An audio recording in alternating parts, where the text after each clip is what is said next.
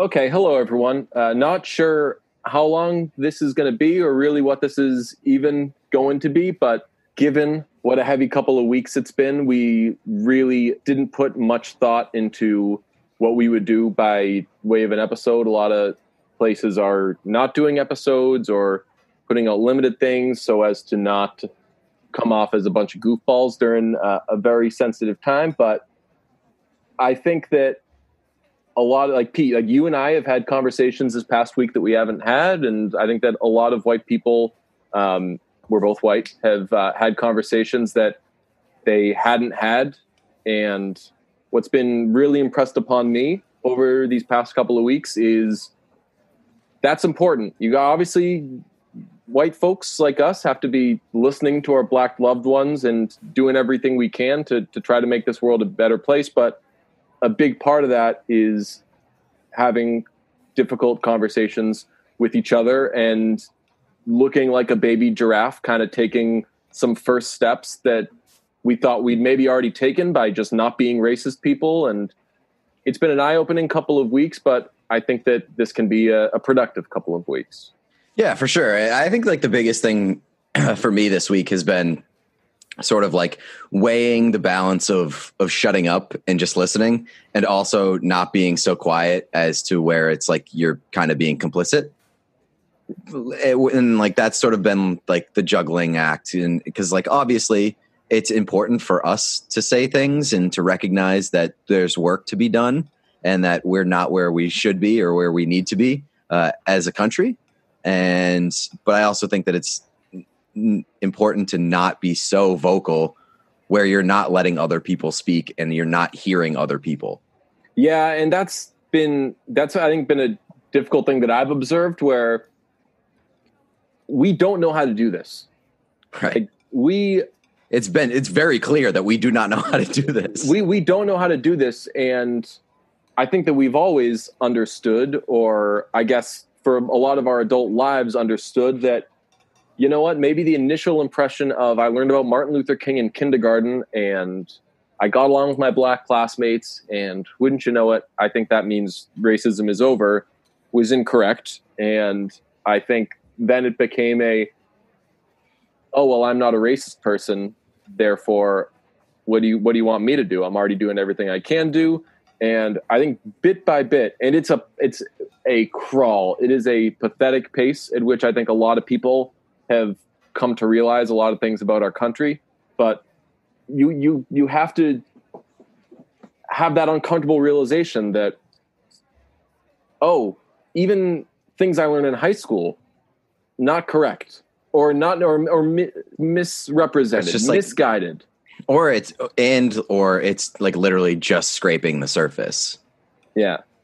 And I think that's been a big thing. And like we talked about it this week is that like, I think that a lot of young people and a lot of people that are our age or around our age did come up with like being taught that things were so much worse like 40 years ago, and that there's been progress since then, that like a lot of people have come away with like the thought process of like, oh, racism doesn't exist anymore, or it's like it's not a big deal in this country anymore, when clearly not the case. Right. And that's where now that a lot of people are really opening their eyes, and obviously the George Floyd murder is a terrible thing to need to see to have your eyes opened. I think a lot of people are realizing that, oh, like just getting by the way we have been is, while maybe convenient for me, is clearly unacceptable. And it shows that, I don't know, you hear me say this all the time, that everybody's a narcissist, that even if they're like a good-natured person, at the end of the day, everything is kind of about them. So even like you hear Drew Brees' I was literally just gonna say it's still happening even after like all of this stuff has gone down. Like people are still thinking in terms of their own views and being narcissistic. Like Drew Brees, it's not about what Drew Brees thinks of the flag. It's not about Drew Brees' view of the flag. So for Drew Brees to like still come out, not be able to read a room and be like, I think kneeling is disrespectful because when I hear the flag or when I see the flag and I hear the anthem, I think of my uncles or my grandfathers who served. It's like, great, but that's not about you. Right. And like you can feel free to stand, but saying that other people should have the exact same view on the anthem and the flag as you, and that when they kneel is like they're protesting your grandfather serving in the military. It's like, dude, shut the fuck up and just listen to other people for a second.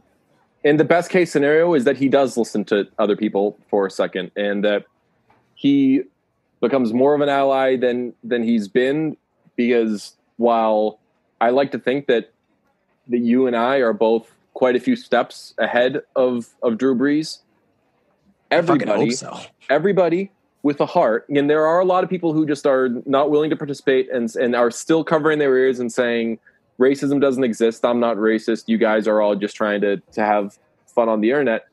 We're all on different pages, and we're on, but before George Floyd, I'm on a different page than I was before I saw the Eric Garner video. And God willing, in a couple of years, we're going to listen back to the conversations we've had or this episode and say, hey, those guys aren't where they needed to be or where we are right now. So the steps, for as frustrating as it can be, and God, I can only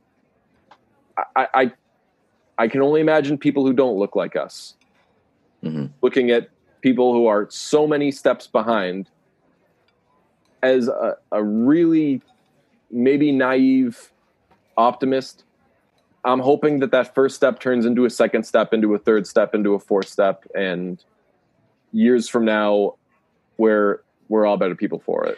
Like the biggest thing that I've been kind of like thinking about too is why now? Like, why is it this one that has sort of forced, I don't want to say forced, but like has ushered in like all this thought and this like activism? Like, why is it this one? There's so many ones before it that, and like obviously it's part of a bigger problem and it's like a small piece, but like why now? Is it like everybody going crazy because of coronavirus? Is it because like the country's so divided because of Trump? Like, why George Floyd? Was it because this one was so particularly heinous where like everybody agreed that it was completely unacceptable and extremely racist and just a horrible thing to have happen? Like, that's just been what I'm thinking about. Like, why this one? I think that it's because the world has been shut down, so everybody is on Twitter, and you can't look away from it.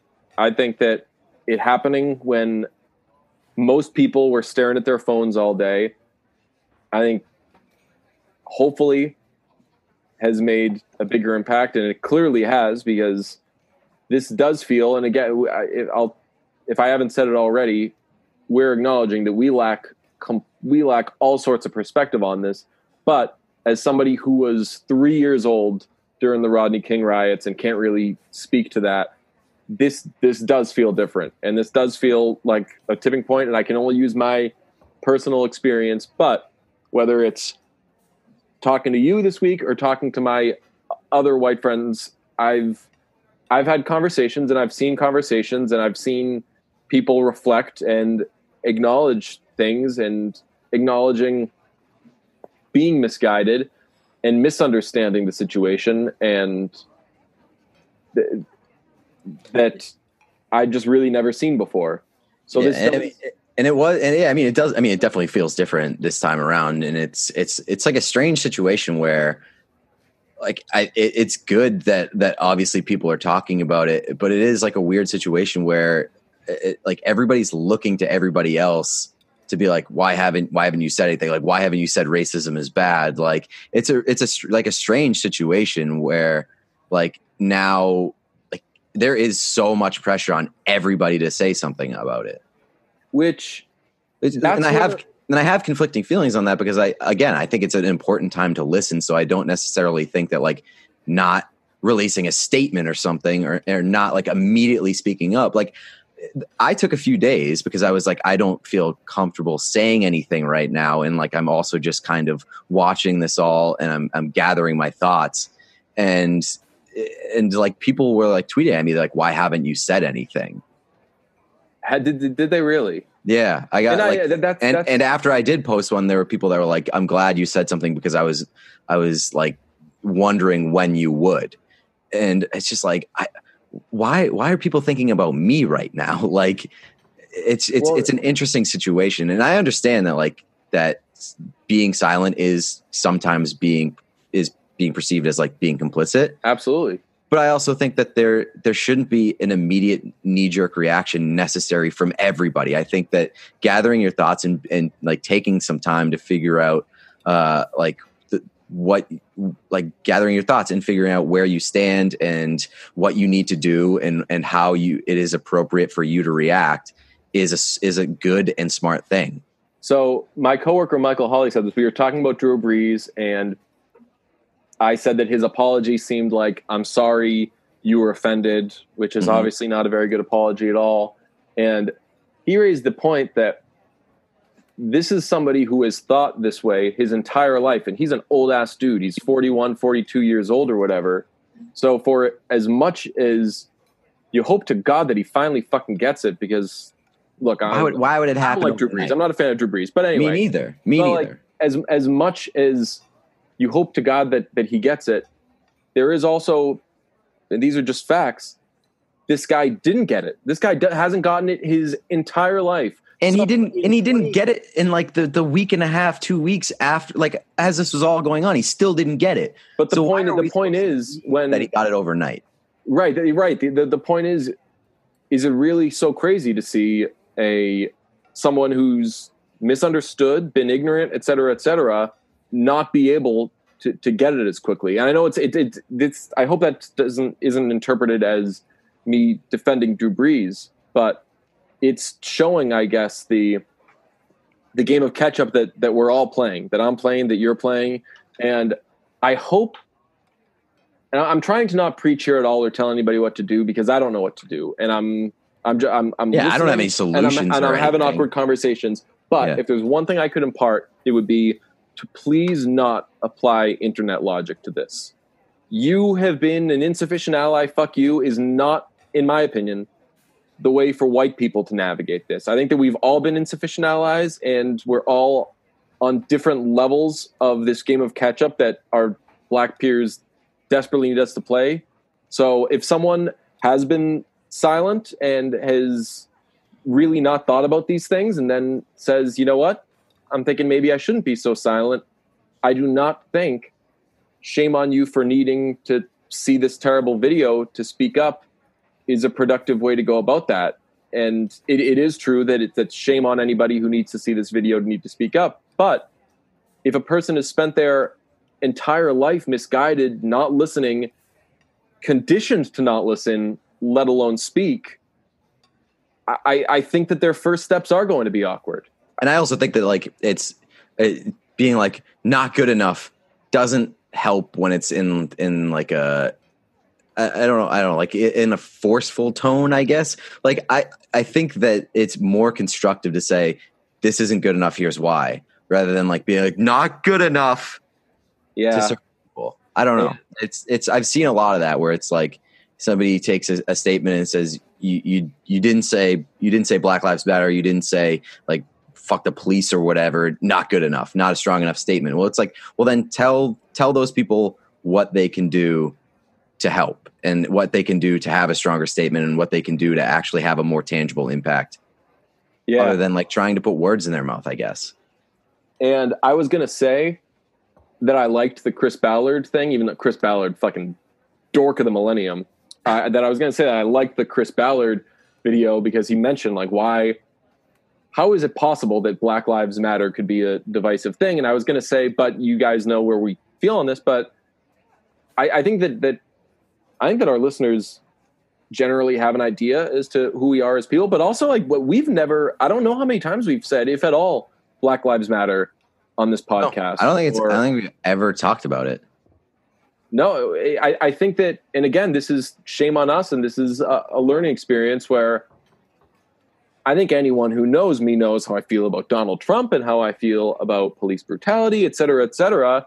But if you're not saying these things and you are kind of biting your tongue, I can understand why somebody could show up at your proverbial door, knock on it, and say, "Hi, do you have a second to answer these couple of questions?" Mm-hmm. So, yeah, I've now said this maybe 10 times, but take whatever steps you can.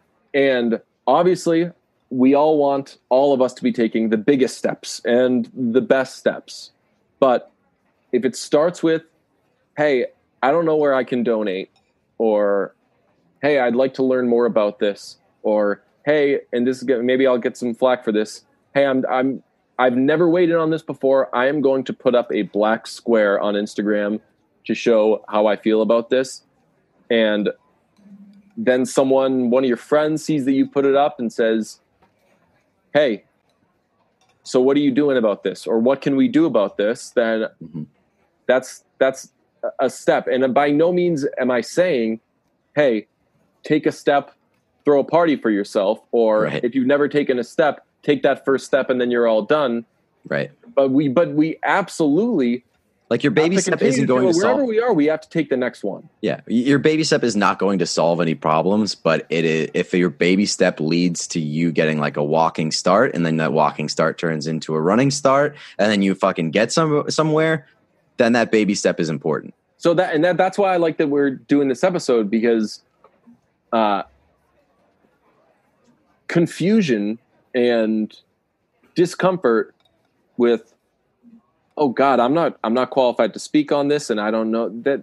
Then, and I think that's if your alternative is not saying anything, then, and if your alternative is just not doing anything, not saying anything, and worse, just putting it out of your mind, then where the fuck do you think we're going to be in 5 years' time? I can venture a guess. From personal experience, like, I can bet that a big percentage of the reason why we haven't talked about it much on this podcast before is because, like, it's uncomfortable for two white dudes to have a conversation about race, and it's from my perspective, like, I feel uninformed and unqualified to have those conversations because my experience is not that valuable into a conversation about race. Agree. But again, if the alternative is like I was talking to friends this past week about, maybe I said this a little earlier, a lot of white people spend their formative years misunderstanding the whole fucking thing. And I'm not saying I'm blaming, I'm blaming what they're taught. I'm blaming how we've been teaching people forever, that you learn about the 1960s and you learn about the Little Rock Nine and you learn about Martin Luther King, who again was murdered.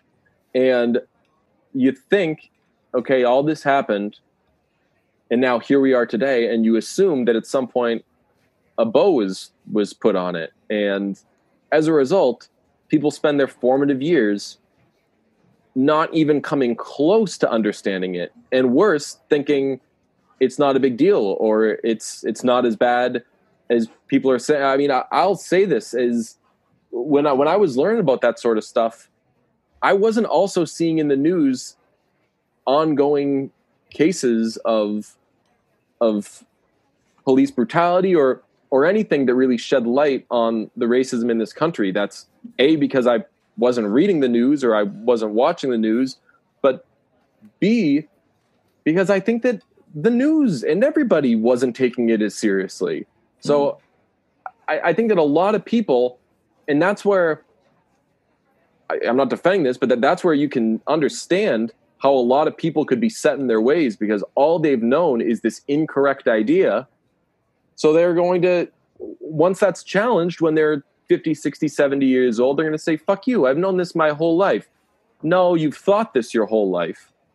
So are you going to challenge your thinking? Are you going to revisit stuff and say, you know what?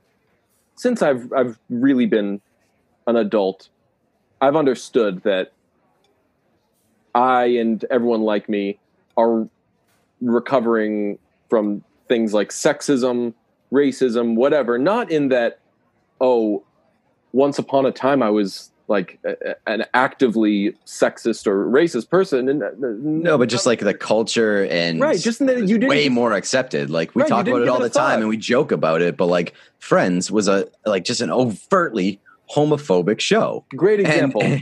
And like they also had very few black people in that show at all. A show about New York City in the 90s. Like, right. What are we doing here? So that's a great example of it. That shows that like you would watch that and you just think, huh, whatever. That shows that you're not taking it seriously. And while that is not committing like an act of racism, it's certainly not being brushing it off. You're like, brushing it off. Is like it's not like overt racism, but it's like you're not helping the cause at all by just being like, well, it doesn't affect me, so whatever. Right. So I mean, I guess my point would be opening your eyes more. That is like some. It's tough to call it, but it is like a form of racism. Right. Well, and that's where passive racism, maybe. Yeah. Well, I mean, if like they say that silence is compliance, or you're complicit if you're silent. For our entire lives, we've been participating in this machine that keeps that. Yeah, like from like my point of view, it's like it's been happening my entire life, and I think realistically, like I've realized that it's been happening for like a good portion of my life, and I haven't done anything about it, and that's on me. And I think that that's something that needs to change, and it's embarrassing, and it sucks that it took until this for that to happen, but we're here now, and now is the time that we have to actually do something about it. And you said it's embarrassing. It's absolutely embarrassing, and you feel so stupid, like of just things that you'd never considered. Mm-hmm. And it's not like a oops, I forgot about it type of thing. It's right. Like that's the thing. Like I've known this has been going on for a long time and just haven't done anything about it. And yeah, that's why I think this has been such a heavy couple of weeks. I think that a lot of people have been reflecting on that and thinking, why didn't I, or anyone who looks like me, like why wasn't this like a number one priority at any point? Right. And it's because I think at the end of the day, and this goes back to everyone being a narcissist, I think that everybody fancies themselves a good person. And I think they fancy themselves a well-intentioned person. I think that you and I fall into that category. We're shitheads. We make fun of Greta Van Fleet or whatever, but I think that we try to be good people, like sports aside. And that's a fucking tough pill to swallow, to know that the worst thing in the world has been going on. And I've just you've just been like, I'm too busy for this. Yeah. or whatever. It's like, it doesn't affect me, so I'm not going to pay attention to it, or I'm not going to do anything about it. Yeah, that sucks. So, again, take whatever steps you haven't taken yet. Have awkward fucking conversations with your white friends. Really, really reflect on things that you thought that might have been wrong. Donate if you can. Find causes that stand out to you and speak to you. Thank you all the Patreon subscribers. We're going to be donating all the money for this month to various causes. We haven't locked down exactly which ones we were going to do, so we won't say them. But if any listeners have suggestions too, like throw. Yeah, we've got a couple that we're pretty sure about. But even if that turns into, all right, so instead of splitting it 2 ways between these two things, maybe it's splitting it 4 ways between these 4 things, or 3 ways between these 3 things. So yeah, like I think that and I think it's a good thing for just to have people send just whatever charities or fundraising things that are important to them, send them to us if we like them. Like, and we'll look at them, and even if we don't choose them, we'll pass them along. Yeah, we'll certainly retweet them and pass them along. So this is going to sound very like NFL statement-y, but just like think and be good. I don't know. Actually, NFL statements aren't even saying think. No, I know. And they're just and saying like come together. Can't we just unite? Which, and like the thing that I like about this, that thing that I like about our audience and like this podcast is that like I know that of like 98 to 99 to maybe 100% of the people that we're talking to right now, like they're good people and they get it, and like they're probably in the fucking same boat as us, right? And so, I that's why I don't want to preach or anything, right? Yeah. And I did think about that. Like, I think that the only account I saw it by accident. Everyone talks about how they're losing Twitter followers. Believe me. I don't check Twitter followers. I'd have hired somebody else to run my account. But I looked. I did notice the other day because I've like jokingly I've had the same number of Twitter followers for fucking ever. It's like down to like the 100. I've had 27,200 forever. Like it's just always said next to my name. You just hit your cap, man. You hit your cap. Right. It's always said that. So the other day I was on Twitter and I had like my own page was up and it said DJ Bean 27.1. I was like, oh, I lost Twitter followers too, because unfortunately a lot of people are losing to, not unfortunately, whatever. Who can? If you're gonna unfollow me like over that, then I don't want you. I've always said that. Like if you're gonna unfollow me about shit that like is important to me, or I think that is just like generally a like good people thing, then fucking goodbye. I'll see you later. I don't want you back. I'll shout out. Don't come back. I'll shout out KFC. He's been getting a lot of, man, why can't Barstool be the way that it used to be, blah, blah. And he's been like, man, I don't know what you fucking think I used to be or whatever. Right. Like, but I'm trying to fucking get better out here. So if you're jumping ship now. Like, it's a lot of people showing their ass. Now when I am doing my best, then you are cordially invited to get the fuck out of here. Yeah, it's a lot of people showing their ass in in a lot of different forms too, in a lot of different ways. I mean, the people who are like yelling at people for virtue signaling, it's like, no, it's not fucking virtue signaling. It's being like trying to be a decent fucking human being and caring about somebody who isn't yourself. But that's but on the virtue signaling thing, I think that is another fear or something that might pop into someone's head when they're about to make a statement or put anything out. I mean, I did not put out and this wasn't like an active choice. I just fucking didn't do it, which that can be shame on me. I wondered, I'm like, if I just put out hey, I've been thinking and I've been misguided and I'm trying to take these steps. Basically the things that I've been repeating throughout this, I think that would be a healthy thing. And I really should have done that. I just didn't put it into words. Then there is that kind of self-conscious, like, oh wait, am I going to be coming off as like, and like, I know that you read it, but like Curran's thing where he wrote about like all the reasons that were holding him back from saying something.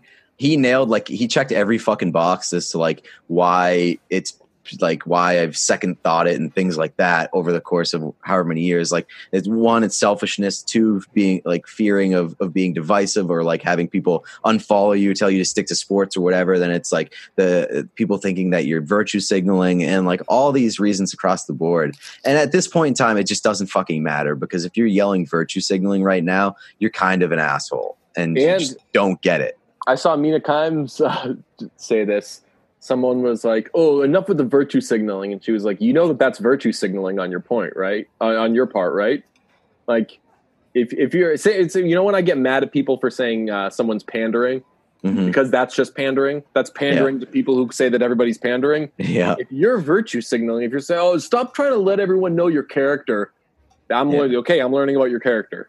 Right. Yeah. So, and it's true. Yeah. And that Tommy Curran column was very good. Was excellent, because that's a mea culpa of sorts. That's saying, hey, these are things that have gotten in my way before, and I can't let them get in my way. And I think that there's that fear that, if I admit that I was doing it wrong for so long, am I a bad guy? And I would what are your options? You're right. Yeah, it's like you're going to continue being a bad guy. And obviously, that's not specific to Curran. I'm not saying that he was saying he was being a bad guy, but I'm saying I think that people think that when they admit, I've got a lot of learning to do, or hey, I've gotten this wrong, I vow to do better. And that's what Curran's thing was. Curran was just vowing to, you know what? Brian Flores put out this statement, and it really fucking meant something to me, and it really hit a nerve with me, and it spoke to me, and I'm taking that shit seriously. So no more, I'm afraid of virtue signaling. No more, let's look at these statistics, even though it doesn't have anything to do with this thing. I vow to be better. Yeah, there have been the people that fucking admirable. Yeah, I mean, and the people who throw out the statistics are in the same group as the people who yell virtue signaling, and the people who throw out all lives matter. Which I cannot believe that all lives matter is still a thing that happens. That there can be a counter to Black Lives Matter is unbelievable to me. I had to explain it to my own mother this week. Right. Well, because in theory, you could say, why is that a bad thing? Shouldn't it be all lives matter? But then God bless whoever came up with I've been saying God bless a lot during this. I've got to reiterate. I don't say that. The cartoon thing? Gosh bless everybody who brings up, whoever came up with the burning houses thing. Mm-hmm. If your neighbor's house is on fire, you don't run over to them and say, oh shit, our houses really fucking matter, don't they? Or like, what about my house? You put out the fire that exists there. So yeah, and it's like, and also like saying all lives matter is, so it's like you agree Black Lives Matter. It's just like you're completely missing the fucking point. So I mean, I cannot believe that still happens, but hopefully a lot of people are fucking learning from it, because I've seen from everyone that I've seen, there's been the response with with basically the cartoon of the house is on fire. Yeah, I just can't believe that there is a but to something. I mean, but there's always going to be, like, it's just the world that we live in now. It's I've come to peace with it, that like not come to peace with it, but like I've come to the reality that the world that we live in right now, it doesn't matter how much sense anything fucking makes. There's always going to be an opposition to it. And there's always going to be just like ignorant people who make themselves very loud on those situations. And they just insert themselves. And that's where it's frustrating that, like, knowing, I'll make a COVID analogy where, oh no, this is a very serious thing. I better stay inside so as to not spread this, because we can't spread this. And then you see a bunch of people who say, oh, fuck that, I don't care about it. And you see that they're out and about, and then you think, well, then this is fucking hopeless. Right. It's like, I'm wasting my efforts because these fucking jackasses are out there. Won't. And I think it's been really easy to have your faith in humanity shooken up a little bit this week, or these past couple of weeks, because while honestly, we're saying, these past fucking 3 months, 4 months, for different reasons, but like the entire last 3-4 months have been fucking exhausting because of how dumb people are. Right. But you can't. And I understand you can have your faith in humanity rocked quite a bit. And it's happened to me a bunch of times during this, because again, not only is it, oh my God, how are these assholes being like this? We feel fucking dreadful. We feel like fucking horrible people for being as behind and for even having to participate in this game of catch up that all white people are playing. Mm-hmm. So it's easy to really be fucking bummed out about this. And obviously it's a pretty dire situation, so you should be, but you've got to look at your alternative. Mm-hmm. I can try to be better, and we can try to make this world a better place. I'll break some news here on Brunch. Neither of us have children, but like, think about the fucking world that you want to exist in a year or 2 years, and think of your fucking think of people who don't fucking look like you. We feel fucking terrible about this, and God fucking knows. And we listen as best as we can, but we can never fucking understand the pain and the fucking agony. Yeah, it's just like that take a second. Every day have to go through. Right. It's just like a lot of the times you just don't make a conscious effort to think about people other than yourself. Everybody's a narcissist, man. So like do that. Start thinking about other people that aren't you, and start thinking about other people who are different than you, like significantly different than you. Maybe not in like personality wise or whatever, but like all that shit matters. You can say that it doesn't matter. And I think that like a big thing that's coming out of this too is like the I don't see color argument. It's like, God, that should not exist. That you thought that was over. Not exist. We've learned that pops up quite a bit. So, and that's so that's a situation where it's like somebody has good intentions. Somebody has good intentions, but it is just like the absolute wrong way to look at something. And that's where it's like inherently disrespectful. Of course, and that's where the listening part comes in. That if you, again, like as you're taking your baby giraffe steps, you're going to look like a fucking idiot, and sometimes you're going to walk wrong, and you're going to fucking fall down. And there are resources, there are people, everybody with a heart is rooting for you to fucking get this right, and for you to help, and for you to contribute to a better society. So take the steps.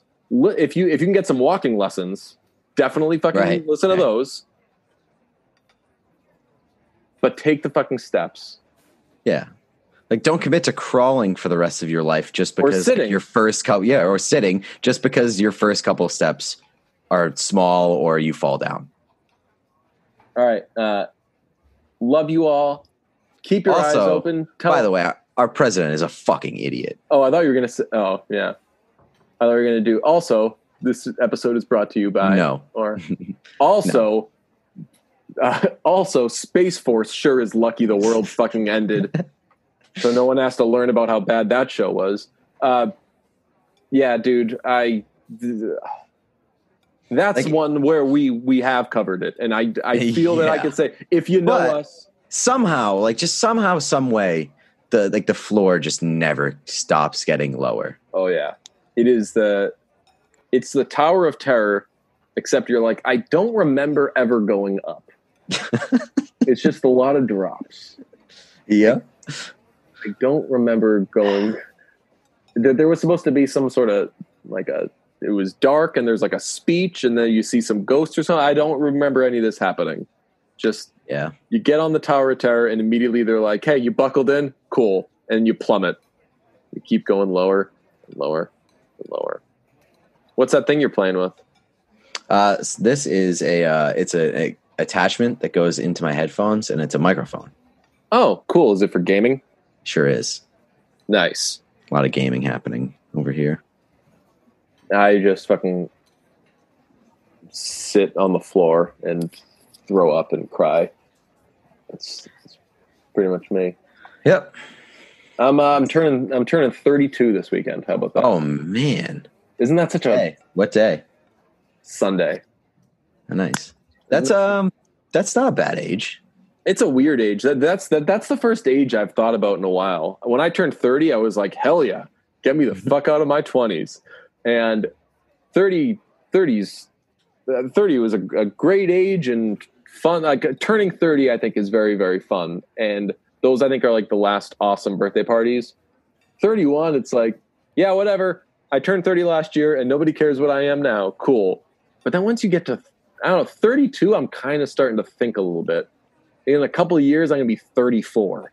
Mm-hmm. And that is fucking 50. Yeah, it's like you got to find your third wife, maybe settle down, have some kids.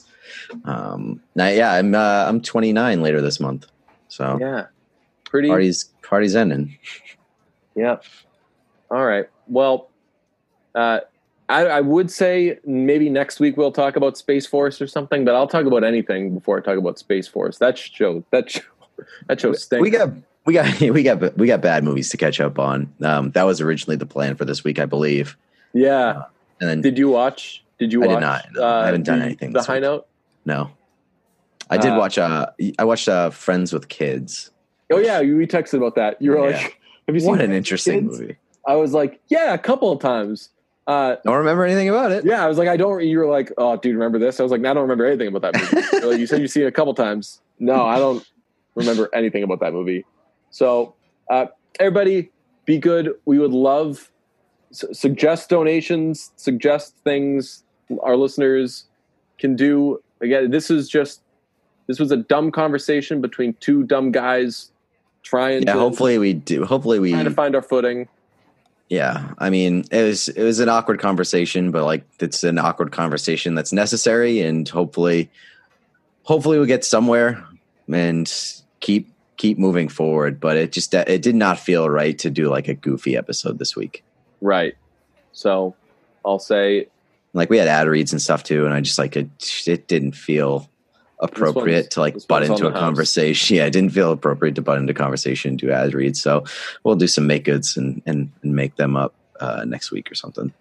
Hell yeah. All right. Be good, everybody.